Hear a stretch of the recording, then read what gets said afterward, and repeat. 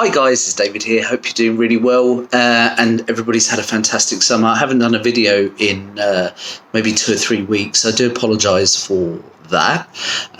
Hope you're all doing really well. I'm just thinking of different topics and what to talk about, because obviously the world of benign fasciculation is such a massive world, really, because everybody that does suffer from it will probably almost certainly experience a high level of anxiety, as well as different kind of symptoms compared to others. So for me, if you've seen my previous videos, I started off, I think my video was first one was about how it all started, how it kicked off, and then I've kind of gone on to like different areas, hotspots, twitching in different areas, and I've got asked a lot of questions actually, so feel free in the comments to ask any questions that you may want to ask, and if I can help, then that's really great. So I was just going to talk about hotspots this week, and there was a couple of things. People were asking me about general fatigue, and it's definitely something that I feel a little bit less now. I'm kind of used to it, but I remember initially when it kicked off, and it sort of started off in my calf muscles, and then I kind of went hyper delirious with worry. Then it kind of like exploded all over, which very clear sign for me anyway of anxiety. So just as a disclaimer, this is not medical information, this is just my personal experience. Please see a GP or neurologist if you are experiencing twitching or any sort of neurological symptoms. So for me, when it kicked off, I could barely walk around the block because, as I said, the mind is incredibly powerful. I thought I had motor neuron disease. Even one of the neurologists put like ? MND. So I kind of really went through the mill, had 4 EMGs, all came out fine. We're nearly 5 years down the line of twitching, and it's still as relentless as ever. But in terms of fatigue, I mean, my understanding is comes under different umbrellas, right? So it's peripheral nerve hyperexcitability. So I'm guessing that's your peripheral nerves very hyperexcited, and they're always like on the go, therefore getting very tired. My calf muscles, my leg muscles were very tired a lot of the time. But the one thing I found was very, very beneficial to me was to exercise. And although I didn't at the beginning, because I was kind of more or less paralyzed with fear, I found as time has gone on, the more I'm out and about and doing stuff, the more it takes your mind off it and the better it is. And I do believe, although it is a neurological symptom and a very definitive one, anxiety and nervousness definitely exasperates the situation. So if I have too much coffee and stuff like that, and I do love coffee, so that was one thing that I definitely experienced more in the early days, really, because it's something you're getting to grips with. And I think also because you're so anxious, unless you are really cool with the fact that you've just started twitching and like you're completely reassured and you're not worried about it, which if there is anyone out there, please tell me, because that'd be amazing. But I fell into the trap of going down the anxiety route and just feeling very nervous and scared. Then I think mentally it's very draining as well. So you get uber tired. And that's where like the loop of anxiety and the twitching, and obviously that can lead to a little bit of depression as well. The other thing I was going to say was hotspots. So I did touch upon it briefly, and my hotspot of the week is my right pectoral.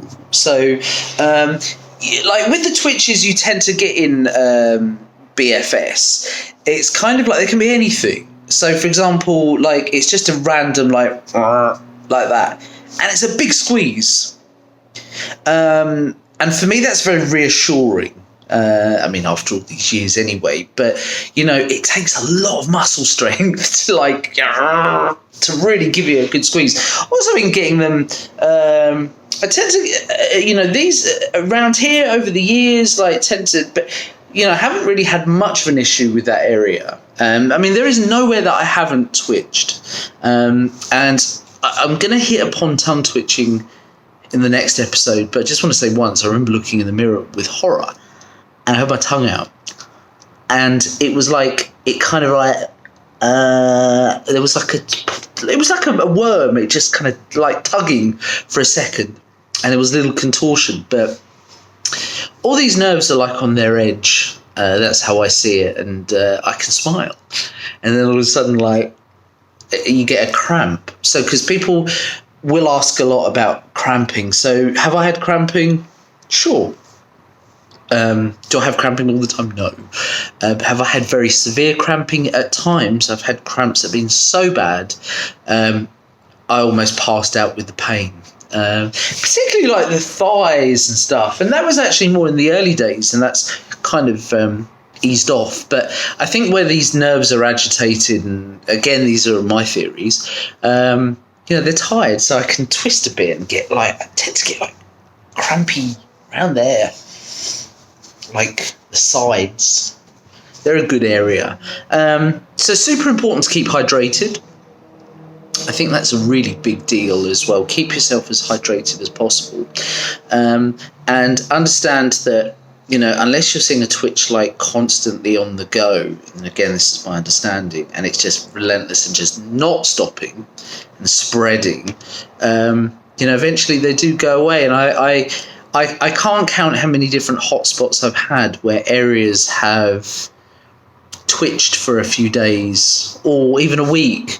So I remember in my eyebrow, I just sort of going back in memory lane, was like, and you're like, oh my God, I'm really embarrassed about this. You know, nervous, but also like, you know, it's like crikey, you know, and it lasted like 3 or 4 days, or the twitchy finger that kind of comes and goes. I think next episode, please ask in the comments if you want to ask any particular opinions or areas, like, you know, that you want to talk about that twitching, or any particular any questions you want to ask. I'll see if I can cover them in the next video. I think because when you're like almost like a war veteran of BFS, and that's quite a big thing, because if you're a newbie, it can be very daunting, and it's always nice to have some impartial knowledge from someone that's almost kind of crossed the bridge of fear into kind of a little bit more of an acceptance. So I hope this video has been useful and provided you with a little bit of insight. Again, as I say, everything is temporary and does pass. You know, always confer with your GP or neurologist, and although it's very hard, do trust them, because it's very hard to not trust, very easy, sorry, to not trust the words of an expert.